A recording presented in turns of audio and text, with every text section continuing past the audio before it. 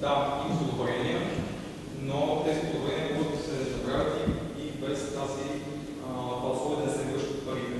Нарушава се, има в теорията установени 4 критерия за ефикасност за подобренията и две от тях са първо да не се накърняват потребителите, което в доказателството те практикават други, и второто да не се елиминира конкуренцията. Конкуренцията се елиминира, защото остатък от които може да се покаже, че само фармерската мрежа не е по-голяма тя, но колкото е детайлно, със сигурност не паща всички предприятия и производители на територията на Съюза. Тоест ние не ограничаваме конкуренцията и напрягяване на крайни потребители.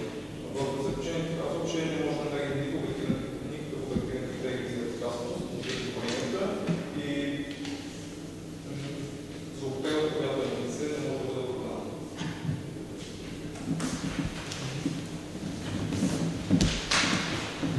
Благодаря на щатите, че изложи своите